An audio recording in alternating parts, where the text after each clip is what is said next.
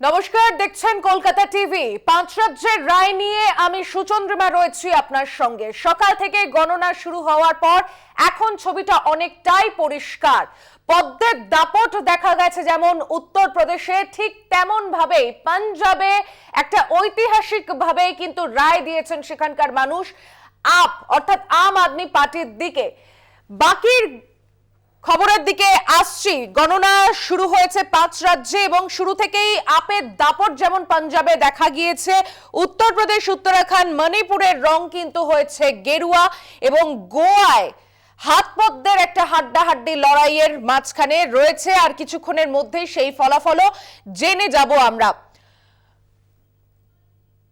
পাঞ্জাবে নিরঙ্কুশ সংখ্যাগরিষ্ঠতার পথে আপ, উত্তরপ্রদেশ গেরুয়া, উত্তরাখণ্ড, মণিপুর গণনার শুরু থেকে এগিয়ে গেরুয়া শিবির।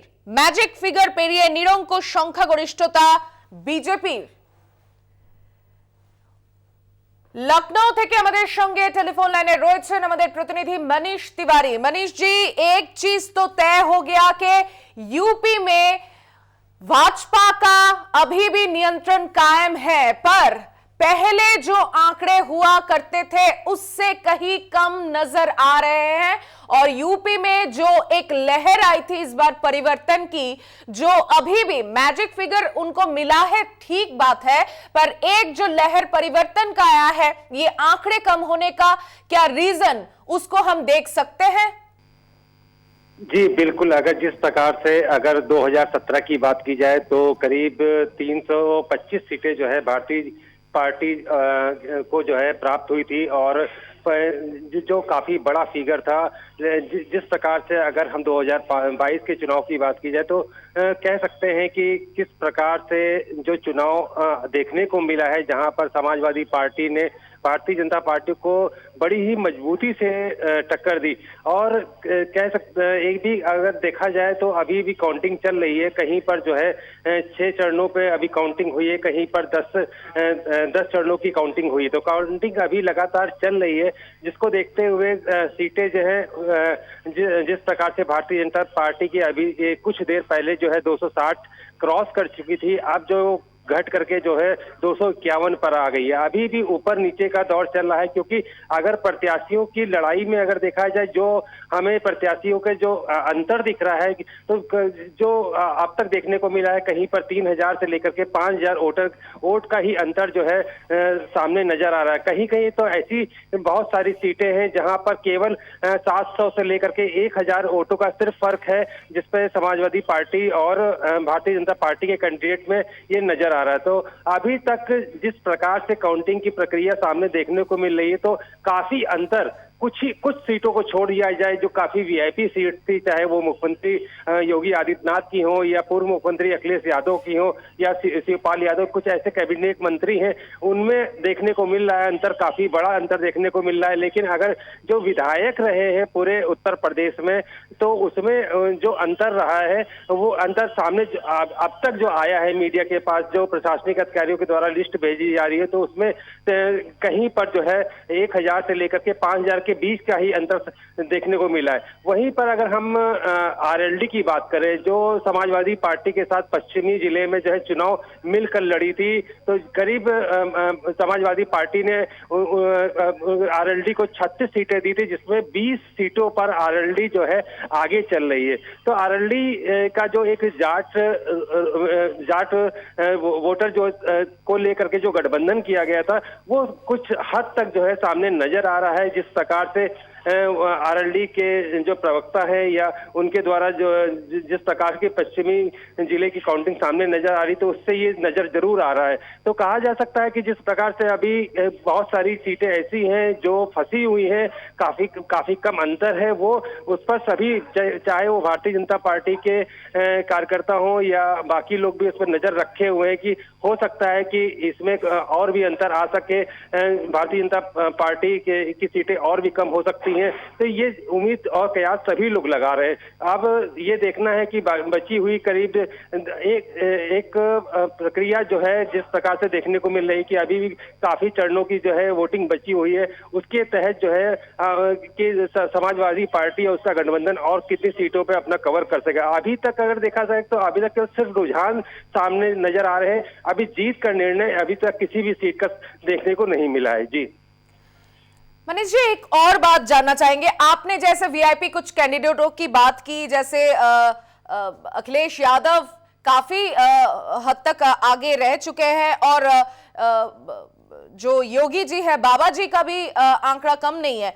तो कहीं कहीं जगह पे जैसे एक्सपेक्टेड था कि वो उनका गढ़ माना जाता था कि चाहे वो बसपा का हो, कांग्रेस का हो या फिर सपा का हो, बीजेपी ने उस जगह पे अपने पार्टी से ना हो तो दूसरे शरीकों से वहां पे कुछ प्रत्याशी खड़े किए थे। अगर एरिया के हिसाब से देखा जाए, मतलब मैं अवध, बुंदेलखंड एंड पूर्वांचल को मिला के अगर बात करूं तो इस हिसाब से कैंडिडेट का चुनाव और पार्टी का चुनाव एक तरफ से बीजेपी को देख के जैसे 2017 में या फिर 2019 में वोट दिया गया था, इस बार का प्रत्याशी को देख के ऐसा माना जा रहा है कि सिर्फ और सिर्फ योगी जी, मोदी जी, शाह जी को नहीं, प्रत्याशी को भी देख के लोग वोट दे रहे थे। जी, अगर वीआईपी सीट्स की बात की जाए तो उसमें ये जरूर देखने को मिला कि वो शुरुआती दौर से ये लग रहा था कि इनकी विजय जो है निश्चित है। अगर सबसे बड़ा नुकसान जो है वो बहुजन समाजवादी पार्टी को है। और जो कहा जाए कि अगर बीजेपी की इतनी बड़ी बढ़त है वो बहुजन समाजवादी पार्टी की तरफ से, जिस प्रकार से मायावती शुरुआती दौर से जो है बिल्कुल चुपचाप बैठी हुई थी, किसी प्रकार से उन्होंने जो है 2 राउंड की वोटिंग के बाद जो है अपनी रैलियां चालू की थी और उनमें जो है काफी दमखम नहीं दिख रहा था। यहाँ तक कि उनके द्वारा ये भी कहा गया था कि अगर जहां से बहुजन समाजवादी पार्टी हार रही है तो अपना वोट शिफ्ट बीजेपी में करने को लेकर के भी कहा जा रहा था। इसको लेकर के सबसे बड़ी परेशानी जो है समाजवादी पार्टी को झेलनी पड़ी, क्योंकि वो उनका जो वोटर जो बहुजन समाजवादी पार्टी का जो वोट कटा तो वो जो है सीधे सीधे वो भारतीय जनता पार्टी में चला गया। और ये सबसे बड़ा नुकसान इसी वजह से जो है समाजवादी पार्टी को दिखा। शुरुआती कयास ये जरूर लगाए जा रहे थे कि 2017 में जब बीजेपी की बहुत ज्यादा जो है चर्चा होती थी, बहुत जोर था भारतीय जनता पार्टी का, तो उस वक्त भी बहुजन समाजवादी के 1% से मात्र 1% वोट कटा था और बहुजन समाजवादी पार्टी 70 कई जगह कहा भी जा रहा था कि बीजेपी के बी टीम होके काम कर रही है। ये सच है कि नहीं, ये तो बात की बात है। अब तो नतीजा सामने आने लगा है। अगर विरोधियों की तरफ से ये बात अभी भी आएगी, जैसे सपा कह रही है कि वहां पे मैनिपुलेशन हुआ था ईवीएम में, तो ये सब बातें क्या अब कुछ नतीजों को घुमाने के लिए ये लोग बोल पाएंगे? नहीं, जिस प्रकार से अगर कहा जाए 2 दिन से जो एक पूरा दौर देखने को मिल रहा था कि समाजवादी पार्टी जो है बीजेपी से वोट चोरी करने की बात सामने देखने को मिल रही थी। लगातार जगह जगह पर ईवीएम भी पकड़ी जा रही थी। इस धांधली को रोकने के लिए सपा सुप्रीमो ने जो है मीडिया के सामने मुखातिब होकर के अपने कार्यकर्ताओं और मीडिया कर्मियों से गुजारिश भी की थी कि जो ये भारतीय जनता पार्टी जो है बेईमानी कर सकती है, बेईमानी से उनको हरा सकती है। तो ये चीज जरूर देखने को मिली। और जहां पर समाजवादी पार्टी लगातार ये कह रही थी वो ईवीएम का कई जगहों पे पकड़े जाना, कुछ अधिकारियों के खिलाफ जो है उनको सस्पेंशन भी दिया गया, सस्पेंड भी किया गया। तो पूरा दौर अगर देख सकते हैं कि ईवीएम पे जरूर टिका रहा और कई वजह और भी रही जहां पर कह सकते हैं कि अखिलेश यादव के ऊपर यहाँ पर कई लोग कह रहे हैं जो उनके गठबंधन में थे। हालांकि जिस प्रकार से आरएलडी का ये कहना है कि उन्होंने बाकी नेताओं को अपने प्रचार के लिए आगे नहीं किया। जो लोग भारतीय जनता पार्टी छोड़ करके इनके साथ जुड़े थे या बहुजन समाजवादी पार्टी के साथ आकर के वो समाजवादी पार्टी में शामिल हुए थे, चाहे वो बीएसपी के नेता हों, बड़े नेता थे अम्बेडकर नगर के, जहाँ पर उनकी जीत अभी भी आगे वो चल रहे हैं, उनको जो आगे करके उनसे प्रचार नहीं कराया, जिसकी वजह से जो बहुजन समाजवादी पार्टी का जो वोट था वो सीधे बहुजन समाजवादी से कट करके जो है वो भारतीय जनता पार्टी में चला गया, जिसका आकलन जो है करीब 40% के आसपास किया जा रहा है। तो जिस प्रकार से 2017 में मायावती ने 17 सीटें पाई थी, अब तक जो है रुझानों में जो है मायावती को सिर्फ 4 से 5 सीटें सामने नजर आ रही हैं। तो ये जो एक गिरावट है, और इस गिरावट के जो सीटें बहुजन समाजवादी पार्टी की कम हुई, तो उसको बी टीम के अंतर्गत जरूर जोड़ा जा रहा है, जो एक समाजवादी पार्टी के लिए काफी बड़ा नुकसान है। और कह सकते हैं कि ईवीएम का आरोप अभी तक किसी ने नहीं लगाया है। ईवीएम में गड़बड़ी का कल तक जरूर आरोप लग रहे थे, जिसको लेकर के समाजवादी पार्टी जरूर कह रही थी कि ईवीएम में गड़बड़ी कर सकते हैं। अब ये देखना है कि कितनी ऐसी सीटें होंगी जो काफी कम अंतर से जो है भारतीय जनता पार्टी जीतती है, या उस अंतर को जो है समाजवादी पार्टी कवर कर पाती है। अगर जिस प्रकार से अगर बिहार चुनाव को भी अगर जोड़ा जाए तो करीब जो है 25 सीटें ऐसी थी जहां पर 500 से लेकर के 1500 वोट के बीच में भारतीय जनता पार्टी ने जो है विजय प्राप्त करके अपनी सरकार बिहार में बनाई थी। वही अंतर अगर यहाँ पर भी सामने आता हुआ नजर आ रहा है, और काफी सीटें ऐसी हैं जिसमें काफी वोट की संख्या जो है काफी कम अंदर में है। और वो अगर गिनती के अभी कई चरण बचे हुए हैं, उन चरणों में अभी कितनी सफलता समाजवादी पार्टी को मिलती है वो आने वाला समय ही बता सकेगा। जी জি, ফিলহাল के लिए शुक्रिया मनीष जी। আমরা কথা বললাম আমাদের প্রতিনিধি মনীষ তিওয়ারির সঙ্গে। কারচুপির অভিযোগ কিন্তু সপার তরফ থেকে আগেই তোলা হয়েছিল এবং অখিলেশ যাদব সাংবাদিক বৈঠক করে সেই অভিযোগ কিন্তু সামনে এনেছিলেন। এই ফলাফল দেখার পর তৃণমূল কংগ্রেসের তরফ থেকে ফিরহাদ হাকিম তিনি বক্তব্য রেখেছেন যে কারচুপি করেই ভোটে জেতা কৌশল নিয়েছে বিজেপি এবং এই ফলাফল তারই পরিণতি বলে তিনি মন্তব্য করেছেন। আরো কি বিস্তারিত বলেছেন একবার শোনাবো। চলছে উত্তরপ্রদেশে ম্যাজিক ফিগার অলরেডি ইতিমধ্যে ছুঁয়ে ফেলেছে বিজেপি। এখনো কাউন্টিং চলছে। উত্তরপ্রদেশে অনেক রকম ব্যাপার আছে। Uttar Pradesh police, central police, EVM অনেক রকম সব একযোগে হয়েছে, কিন্তু 24-এ রেজাল্ট হবে না। আমরা লড়াই করব, মোদি হটাও দেশ বাঁচাও। গোয়াতে তৃণমূল জোট কিন্তু সেখানে ভালো রেজাল্ট পেয়েছে, 5টাতে তারা এগিয়ে রয়েছে ইতিমধ্যে। তাদের ডিসাইডিং ফ্যাক্টর হতে পারে। দেখা যাক, আমাদের রেজাল্টটা আগে বেরিয়ে আসুক, তারপর নিশ্চিতভাবে অভিষেক আছে ওখানে, অভিষেক থেকে ওখানে কথা বলবে, তারপরে ন্যাসফি ম্যাডামের সাথে কথা বলে যা ডিসিশন নেওয়ার নেবে। পাঞ্জাবে আপ প্রকাশভাবে সরকার করছে। কংগ্রেসটা দুর্ভাগ্যজনকভাবে শেষ হয়ে গেছে। বুঝতে পারছি না কেন যে এত পুরনো একটা দল সে আস্তে আস্তে, আমরাও ছিলাম ওই দলে, আস্তে আস্তে বিলুপ্তর পথে। কংগ্রেসের উচিত হচ্ছে তৃণমূল কংগ্রেসের সাথে মিশে যাওয়া, দ্য রাইট টাইম। তাহলে ন্যাশনালি আমরা গান্ধীবাদ সুভাষবাদকে নিয়ে আমরা ন্যাশনালি গোডসেবাদের বিরুদ্ধে লড়াইটা করতে পারবো। বাবুদা, একসময় দেখা গেছিল যে মণিপুরে প্রধান বিরোধী দল হিসেবে তৃণমূল উঠে এসেছিল, এবং গোয়াতে দেখা যাচ্ছে যেভাবে তৃণমূল এগোচ্ছে, তাহলে কি প্রধান বিরোধী দল হিসেবে উঠতে পারে? আমরা দেখে নিচ্ছি, এখন ইট ইজ টু আর্লি। তার কারণ এখন ওখানে অভিষেক আছে, ডেরেক আছে, ওরা রয়েছে, এবং ওখানকার লোকাল নেতৃত্ব তারা রয়েছে। It is too early two comments, কিন্তু আমরা দেখে নেব, আমাদেরও চোখ আছে ওখানে, নেত্রীও দেখছে, তারপরে নিশ্চিতভাবে ডিসিশন একটা হাইয়েস্ট লেভেলে নেওয়া হবে। যদিও উত্তরপ্রদেশে বিজেপি এগোচ্ছে, কিন্তু যেভাবে তারা বলেছিলেন যে 300 পার করবেন, সেদিকে না না না, মানুষ তার বিরুদ্ধে। অদ্ভুত ব্যাপার, লখিমপুরে বিজেপি যেখানে কৃষককে চাপা দিয়ে মারলো, সেখানে বিজেপি জিতছে কেন? অর্থাৎ মোদি সরকার স্বচ্ছ ইলেকশন করেননি। সুতরাং উত্তরপ্রদেশের রেজাল্ট দিয়ে আত্মতৃপ্তি হবার কিছু নেই। সম্ভবত 9টা আসন আত্রাসেও তার মানে অর্থাৎ এটা হতে পারে না যে মানুষ সব ভুলে গেল। এত অন্যায়, এত খুন, এরকম অন্যায় তো আর কোন দেশে হয়নি। সেই অন্যায়, এত বড় অন্যায়, বাপ মাকে মুখ দেখতে দিল না, ধর্ষণ করে মেরে দিল, প্রতিবাদ মানুষের মনের মধ্যে আগুনটা রয়েছে, হয়তো প্রশাসনিক জোরের জন্য সেটা প্রতিফলিত হয়নি। হিন্দিতে লাগবে। আমরা শুনলাম ফিরহাদ হাকিমের বক্তব্য। অসৎ উপায় জেতার চেষ্টা করেছে বিজেপি, তার বক্তব্য। এখনো ফলাফল গণনা যেহেতু শেষ হয়নি, সম্পূর্ণ ফয়সালা শোনানোর সময় আসেনি, তবে যে ট্রেন্ড দেখা যাচ্ছে তাতে ইভিএম কারচুপির অভিযোগকে তিনি অস্বীকার করছে না। উত্তরপ্রদেশের পাশাপাশি এবার একটু নজর রাখবো উত্তরাখণ্ডের দিকে। উত্তরাখণ্ডে এখনো পর্যন্ত যেটা জানা যাচ্ছে 70টি আসনের মধ্যে বিজেপি 46, কংগ্রেস 20 এবং অন্যান্য দেখা যাচ্ছে 4।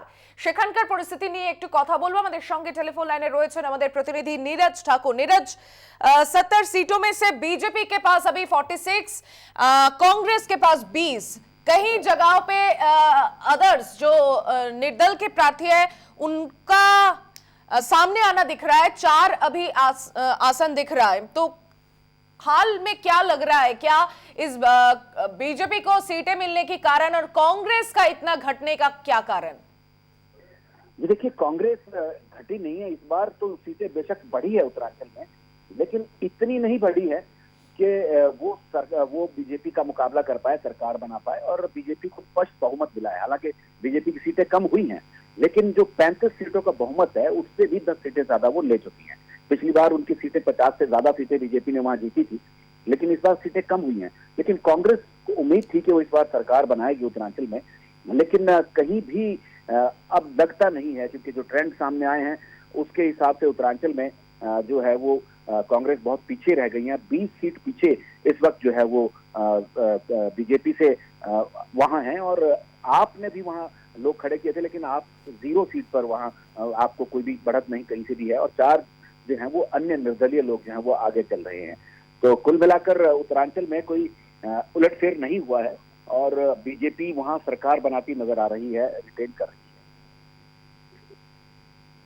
नीरज, जैसे बाकी प्रदेशों में देखा जा रहा है, मैंने कांग्रेस का बात इसीलिए किया कि जहां पे कांग्रेस का हर जगह पे घट रहा है, उत्तराखंड में बीजेपी के मुकाबले में बढ़ा है, ठीक है, पहले से मुकाबले में बढ़ा है उनका, ठीक ही, पर कांग्रेस का एक पूरे देश में अगर कोई पहला विरोधी दल के हिसाब से अगर देखा जाए तो कांग्रेस अभी भी उसी जगह पे है, पर बाकी जगह पे कांग्रेस का जैसा हाल होता नजर आ रहा है, जैसे मानिए पंजाब को ले लीजिए, तो उस हिसाब से टक्कर सिर्फ उत्तराखंड में ही ऐसा दिया है बीजेपी को कांग्रेस वालों ने। तो इस वजह से मतलब उनका क्या आंकड़ा बढ़ने का कोई चांस है, या फिर जैसे उत्तर प्रदेश में देखा गया है वहां वैसे ही उत्तराखंड के भी किसानों ने पश्चिमांचल जो उत्तर प्रदेश का जो किसानों का गढ़ ऐसे माना जा रहा था कि किसानों ने जवाब दे दिया, तो उत्तराखंड में भी क्या ऐसा नजर लग रहा था कि होने वाला है कुछ ऐसा? देखिए, उत्तराखंड में जो पहले ये कहा जा रहा था कि कांग्रेस वहां सरकार में वापस आएगी, क्योंकि उत्तराखंड का ट्रेंड रहा है 5 साल एक पार्टी रहती है, दूसरे 5 साल दूसरी पार्टी आती है।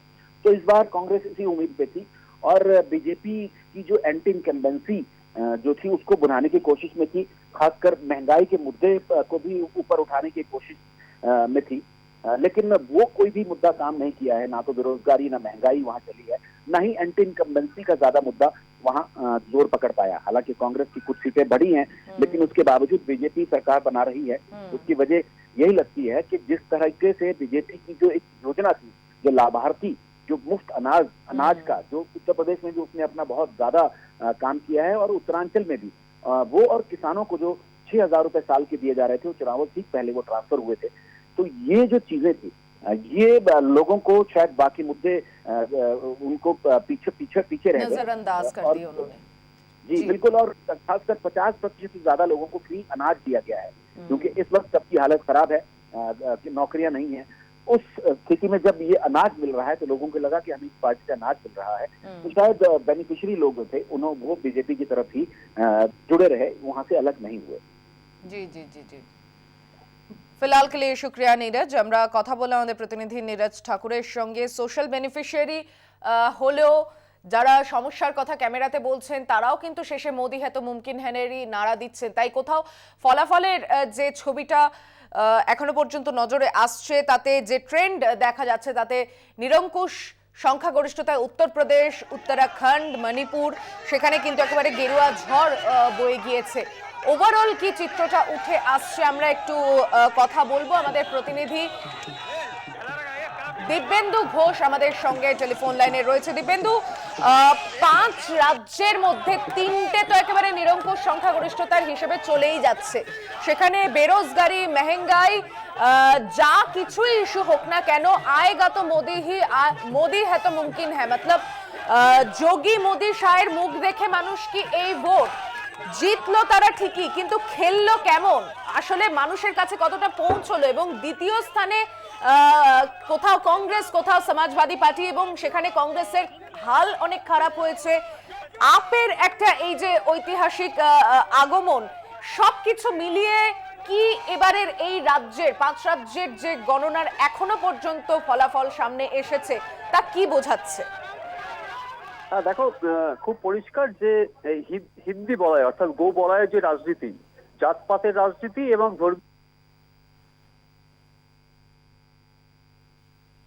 দিব্যেন্দু, আমরা আবারও যোগাযোগ করার চেষ্টা করছি আমাদের প্রতিনিধির সঙ্গে। আপনাদেরকে জানিয়ে রাখি, উত্তরাখণ্ডে 70টির মধ্যে বিজেপি 47, পাঞ্জাবে আপ 88, গোয়াতে 40টি আসনের মধ্যে 20 প্লাস হচ্ছে বিজেপি, মণিপুরে 60টির মধ্যে 23টি বিজেপি, অর্থাৎ উত্তরপ্রদেশ, উত্তরাখণ্ড, মণিপুরে কিন্তু একেবারে নিরঙ্কুশ সংখ্যাগরিষ্ঠতার পথে, পাঞ্জাবে আপ,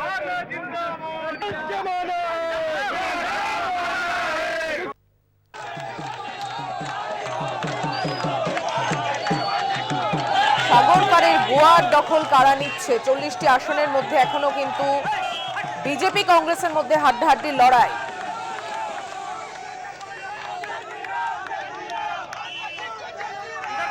গোয়ায় 3টি আসনে এগিয়ে তৃণমূল জোট, 12টি আসনে এগিয়ে কংগ্রেস, আপ 2টিতে এবং বিজেপি 20টা। অন্যান্যদের মধ্যে 3টি আসনে এগিয়ে থাকার খবর পাওয়া যাচ্ছে।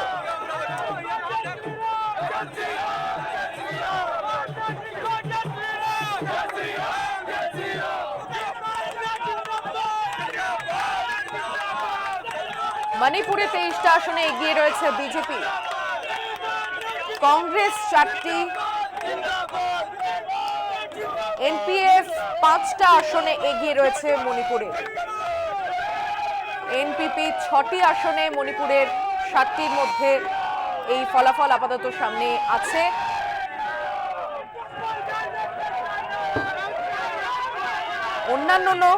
অন্যান্যদের মধ্যে 6টা আসনে এগিয়ে থাকার ছবি মণিপুরে উঠে আসছে।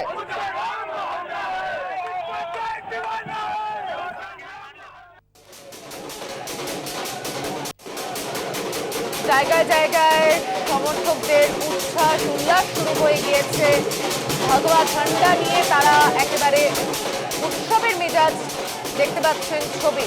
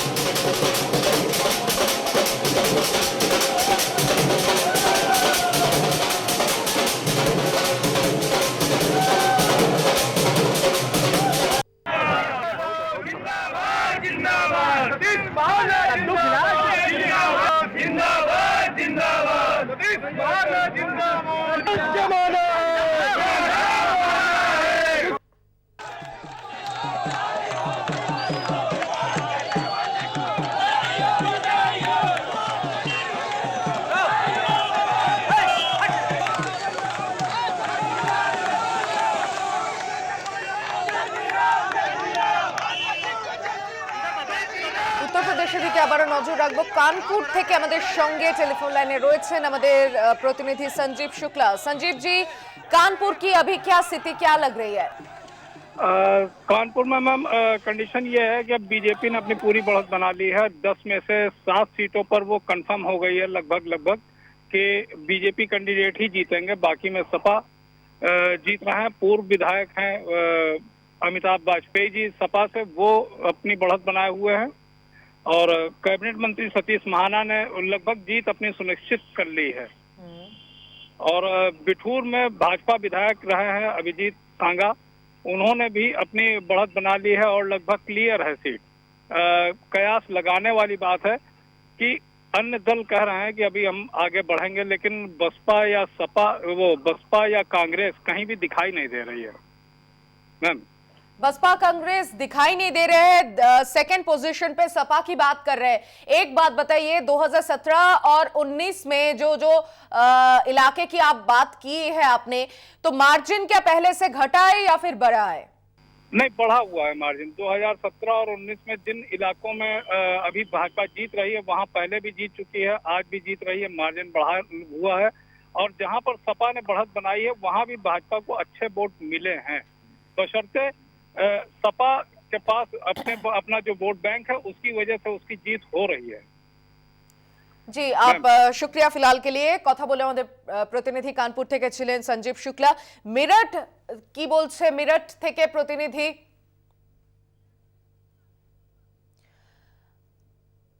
अखिल गौतम उनसे बात करेंगे। जी, अभी तक की क्या स्थिति है, क्या आंकड़े सामने आ रहे हैं? अभी तक की स्थिति देखने को ये मिल रही है कि पूरे मेरठ शहर से बीजेपी के जितने प्रत्याशी हैं सभी आगे चल रहे हैं।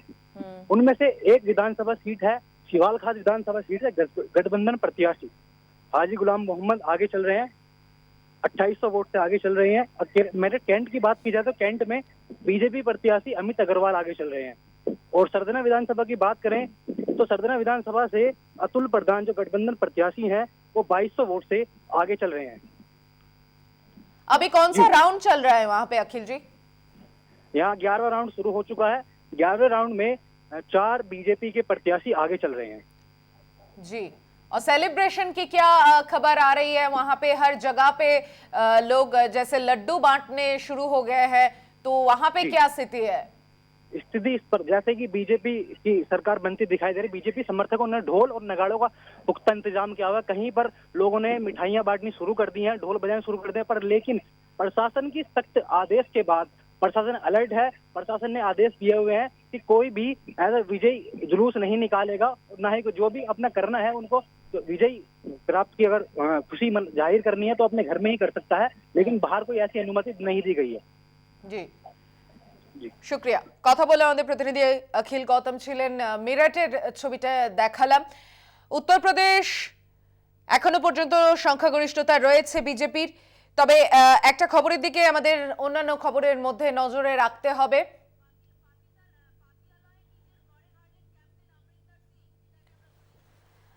পাঞ্জাবের থেকে যে খবর আসছে, পাটিয়ালায় নিজের গড়ে হারলেন অমরিন্দর সিং। ক্যাপ্টেন অমরিন্দর সিং নিজের গড় কেন্দ্র সেখান থেকে হেরে গিয়েছেন। অমরিন্দর সিং পাঞ্জাব যেখানে একেবারে আপের একটা ম্যাজিক ফিগার, এবং সেই ম্যাজিক ফিগার ভরসা কিন্তু হাত ছেড়ে আম আদমি পার্টির কাছে করেছেন সেখানকার মানুষ। এবং পাতিয়ালা যেখানে নিজের গড় বলতেন অমরিন্দর সিং, সেই জায়গা থেকে তিনি হেরে গিয়েছেন। পাতিয়ালা থেকে হেরে গিয়েছেন ক্যাপ্টেন অমরিন্দর সিং। আমাদের সঙ্গে টেলিফোন লাইনে রয়েছেন আমাদের প্রতিনিধি नीरज ठाकुर। नीरज, ये सिर्फ कांग्रेस नहीं, कांग्रेस से जो भरोसे उठ के आम आदमी पार्टी की तरफ पंजाब वासियों ने जो मतदान किया है, और अमरिंदर सिंह जिन्होंने इतने दिन वहां पे राजनीति की, इतने साल प्रदेश के लोगों के साथ वो जुड़े रहे, फिर भी उनका हार, क्या बोलना चाहेंगे? जी देखिए, ये पहले से ही लग रहा था क्योंकि कैप्टन के खिलाफ उनके अपने इलाकों में भी नाराजगी थी, और शायद अब ये लग रहा है कि अगर कैप्टन कांग्रेस में भी होते तो भी शायद यही हालत होती। लेकिन ये एक बड़ा झटका है एक तरह से देखा जाए तो। बड़े नेता जो कभी चुनाव नहीं हारे, लगातार जीतते रहे, पंजाब के मुख्यमंत्री इतनी बार रहे, उनका इस तरह से हार जाना काफी हैरान करने वाला है। लगता है कि वो जो आपकी जो आंधी वहां चल रही है उसमें वो बह गए, उनकी हार हो गई उसमें। और एक तरह से खुद चन्नी भी पीछे चल रहे थे कुछ देर पहले तक, जो मुख्यमंत्री पंजाब के हैं वो भी एक सीट से पीछे चल रहे थे। तो ये संकेत साफ कहते हैं कि लोगों ने एक मौका दिया है आम आदमी पार्टी को, आपको, क्योंकि उन्होंने इसी आधार पर वोट मांगा था कि एक मौका उन्हें भी दीजिए, एक मौका आपको दीजिए, वो पंजाब को बदल कर रख देंगे। और लोगों ने उस पर भरोसा किया, विश्वास किया।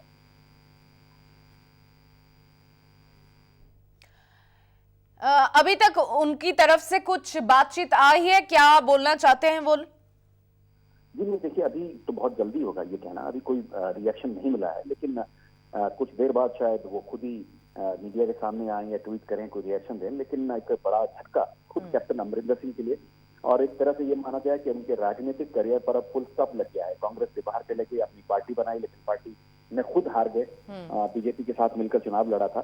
तो एक तरह से एक लंबी पारी जो थी उसका अंत माना जाए, ऐसा संकेत अब मिलने शुरू हो गए हैं। জি শুক্রিয়া নীরজ, কথা বলে আমাদের প্রতিনিধি নীরজ ঠাকুরের সঙ্গে। পাতিয়ালা কেন্দ্র থেকে হারলেন ক্যাপ্টেন অমরিন্দর সিং।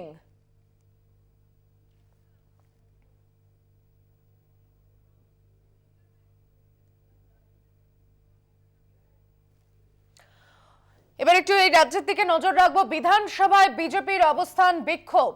আম্বেদকরের মূর্তির সামনে তারা বিক্ষোভ দেখাচ্ছেন। বহিষ্কার করা দুই বিধায়ককে অধিবেশনে ফেরানোর দাবিতে তারা বিক্ষোভ দেখাচ্ছেন। বিধানসভায় অবস্থান বিক্ষোভ বিজেপির।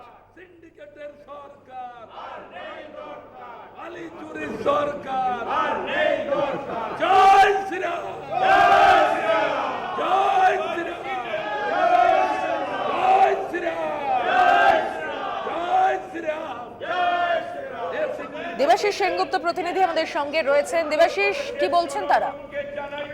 দেখো, বিধানসভার ঠিক বাইরের লবিতেই কিন্তু বিজেপি বিধায়করা বিক্ষোভ দেখাচ্ছেন। আজকে যখন বিধানসভার অধিবেশন শুরু হয় সেখানে আমরা দেখি যে বিজেপি পরিষদীয় নেতা মনোজ টিক্কা তিনি মাননীয় অধ্যক্ষের কাছে আবেদন করেন যে গতকাল বিধানসভা অধিবেশন চলার সময় অধ্যক্ষ দুজনকে সাসপেন্ড করেছিল। গত 7 তারিখে রাজ্যপাল যখন ভাষণ দিচ্ছিল সেই সময় বিজেপির বিধায়কদের অনেকেই তুলে নেমে করেছিল, কিন্তু রাজ্যপাল এবং এর পাশাপাশি অধ্যক্ষকে লক্ষ্য করে বিভিন্ন ভাষা প্রয়োগ করা, সেই জন্য কিন্তু সেই মর্মে কিন্তু সেক্ষেত্রে সুদীপ মুখোপাধ্যায় এবং মিহির গোস্বামী এই দুজনের মধ্যে তাদেরকে বরখাস্ত করে এবং আগামী যে সেশন, অর্থাৎ এই সেশনে যে বাকি যে দিনগুলো আছে তাতে কিন্তু বরখাস্ত করে, এমনটাই কিন্তু করে। এবং তার পরিপ্রেক্ষিতে দেখা যায় যে গতকাল কিন্তু দেখা যায় বিরোধী দলনেতা শুভেন্দু অধিকারীর নেতৃত্বে মুখ্যমন্ত্রী ভাষণ চলাকালীন, বক্তব্য চলাকালীন কিন্তু বিক্ষোভ দেখাতে থাকে এবং সর্বশেষ তারা ওয়াকআউট করে চলে যায়। কিন্তু আজ সকালবেলাও কিন্তু ঠিক একইভাবে কিন্তু তারা বলে, এবং তখন অধ্যক্ষ আবার গতকালও বলেছিল যে লিখিতভাবে দিতে, আজকে সকালবেলাও কিন্তু বলে যে সেক্ষেত্রে কিন্তু তার যে তাদের লিখিতভাবে জানানোর কথা, মোশন আনার কথা। এবং তারপরেই দেখা যায় বিজেপি বিধায়করা বাইরে গিয়ে সেখানে বিক্ষোভ করতে থাকে। গতকালই কিন্তু জানা গিয়েছিল যে সুদীপ মুখোপাধ্যায় এবং মিহির গোস্বামী তারা বিধানসভার লবিতে দাঁড়িয়ে তারা বিক্ষোভ দেখাবে, এবং সেই জায়গায় দাঁড়িয়ে কিন্তু বাকি বিজেপি বিধায়করা এখন সেখানে গিয়ে যোগ দিচ্ছে। অপরদিকে কিন্তু দেখা যাচ্ছে বিধানসভার যে অধিবেশন কক্ষের মধ্যে বিজেপি বিধায়কদের আচরণ নিয়ে, 7 তারিখে যে আচরণ আছে সেই আচরণ নিয়ে কিন্তু একটি নিন্দাসূচক প্রস্তাব আনেন পার্থ চট্টোপাধ্যায়, অর্থাৎ পরিষদীয় দলনেতা বা পরিষদীয় নেতা পার্থ চট্টোপাধ্যায় এবং পরিষদীয় মন্ত্রী পার্থ চট্টোপাধ্যায়। এবং সেখানে পরিষ্কার জানানো হয় যে গত 7ই মার্চ 2022 রাজ্য বিধানসভার রাজ্যপাল ভাষণ দিতে বিধানসভার অধ্যক্ষের আসন আসলে বিজেপি বিধায়কবৃন্দ পোস্টার সহকারে স্লোগান আসনে রাখা বিধানসভার কাগজপত্র ছুঁড়ে ফেলে দেয়। বিরোধী দলনেতাকে বারবার সংযত করলেও তিনি তা গ্রাহ্য করেনি। এমনকি মহিলা বিধায়কদের, শাসক দলের মহিলা বিধায়কদের অভদ্রকর, কুরুচিকর অঙ্গভঙ্গি ও বাক্য প্রয়োগ করে। নিরাপত্তারক্ষীরা না থাকলে তাদের শারীরিক আঘাত হওয়ার পরিবেশও তৈরি হয়েছিল। বিজেপি বিধায়কদের সম্মিলিত পরিকল্পিত প্রসূত অগণতান্ত্রিক এই বিধানসভার কার্যপ্রণীতিকে বাধা দান এবং বিধানসভার মর্যাদাহানি করেছে। তাই এই বিধানসভাতে কিন্তু তীব্র ভাষা তারা নিন্দা করছে এবং এই নিন্দা প্রস্তাব গ্রহণ করার জন্য আবেদন রাখেন পার্থ চট্টোপাধ্যায়। এবং তার উপরে কিন্তু এই মুহূর্তে আলোচনা চলছে। অর্থাৎ একদিকে বাইরে যখন বিজেপি বিধায়করা সেখানে ধর্ণা দিচ্ছে, অপরদিকে বিজেপি বিধায়কদের যে আচরণ বিধানসভার মধ্যে তা নিয়ে কিন্তু নিন্দা প্রস্তাবের উপরে কিন্তু আলোচনা চলছে এই মুহূর্তে বিধানসভার অধিবেশন কক্ষে। ধন্যবাদ দেবাশিস। কথা বলে আমাদের প্রতিনিধি দেবাশিস সেনগুপ্তর সঙ্গে। একদিকে ভেতরে বিজেপি বিধায়কদের নিয়ে নিন্দা প্রকাশ করছেন অধ্যক্ষ, অন্যদিকে নিজেদের অবস্থানে বিক্ষোভ দেখাচ্ছেন বিধানসভার বাইরে বিজেপি বিধায়করা। 2 সাসপেন্ডেড বিধায়ককে ফেরাতে হবে এই দাবিতে কি ছবি উঠে আসছে আমাদের ক্যামেরায়, আমাদের প্রতিনিধি দেবজ্যোতি ঘোষ কি বলছেন সেখান থেকে একবার দেখাবো। বিধানসভা শুরুর দিন যে অসংসদীয় ঘটনা ঘটেছিল তার ফলেই কিন্তু 2 বিজেপি বিধায়ককে সাসপেন্ড করেছেন এবং তারই প্রতিবাদে তারা সাসপেনশন প্রত্যাহারের দাবিতে তারা বিধানসভার লবির বাইরে বিক্ষোভে বসেছেন। যতক্ষণ না আপনাদের সাসপেনশন প্রত্যাহার হবে আপনাদের আন্দোলন কি চলবে? অবশ্যই যতক্ষণ আমাদের 2 জন বিধায়কের সাসপেনশন অর্ডার যেটা পাস করা হয়েছে সেটা তো যতক্ষণ প্রত্যাহার হবে না ততক্ষণ আমাদের এইভাবে অবস্থান বিক্ষোভ চলবেই এইখানে। স্পিকার তো আপনাদের বলেছেন যে আপনারা লিখিত অভিযোগ জমা দিন, তাহলে ভেবে দেখবেন। আপনারা কি লিখিত অভিযোগ দেবেন? আর দেখুন আমাদের গতকালকে আমাদের এলওপি সাহেব বিধানসভায় দাঁড়িয়ে অন রেকর্ড বলেছেন যে আমাদের যে বিধায়কদেরকে যে করা হয়েছে তাদেরকে সাসপেনশন অর্ডারটা প্রত্যাহার করা হোক, কিন্তু স্পিকার সাহেব আমাদের বিরোধী দলের নেতার কথাটাকে অমান্য করে সাসপেনশন অর্ডারটা যেভাবে চালু রেখেছেন তার বিরুদ্ধে আজকে আমাদের এখানে অবস্থান বিক্ষোভ। কেননা সেটা তো লেখে না দিলেও চলে, কেননা অন রেকর্ড স্পিকার সাহেবের অর্ডারে কিন্তু মাইক অন হয়েছে এবং অন রেকর্ড আমাদের বিরোধী দল নেতা বলেছেন। আমরা মনে করি এটাই যথেষ্ট লিখে দেওয়ার, আমরা মনে করি কোনো প্রয়োজন নেই। স্পিকার বিধানসভার যখন অধিকারী তিনি যখন আপনাদের অভিযোগ জমা দিতে বলছেন, আপনারা বলছেন যে অন রেকর্ড হয়েছে, সেটাকেই আপনারা সেখানেই আপনারা দাঁড়িয়ে রয়েছেন। স্পিকার তো আপনাদের দাবি করেছেন যে আপনারা লিখে দেবেন, কেন দেবেন না? আর দেখুন লিখিত একটা রেকর্ড যেখানে হয়ে আছে তো এটাও মানে কেননা যখন মাইক অন করা হয় তখন তো স্পিকার সাহেবের অর্ডারেই অন করা হয়, তো এটা তো সবচেয়ে বড় উদাহরণ যে ওটা রেকর্ড রয়ে গেছে। তা আমার মনে লিখিত দেওয়া থেকে অন মনে হয় সবচেয়ে বড় ডকুমেন্টেশন। দেখো বিজেপি বিধায়কদের পক্ষ থেকে যেটা দাবি করা হচ্ছে পরিষদের দপ্তরের পক্ষ থেকে যে অবিলম্বে সাসপেনশন প্রত্যাহার করতে হবে, যতক্ষণ না এই সাসপেনশন প্রত্যাহার করা হবে তারা এই লবির সামনে তাদের বিক্ষোভ কর্মসূচি চালিয়ে যাবেন। বিধানসভা থেকে ক্যামেরায় সুবীর দাস, ঝঙ্কা ঘোষের সঙ্গে দেবজ্যোতি ঘোষ, দেবাশিস সেনগুপ্ত, কলকাতা টিভি।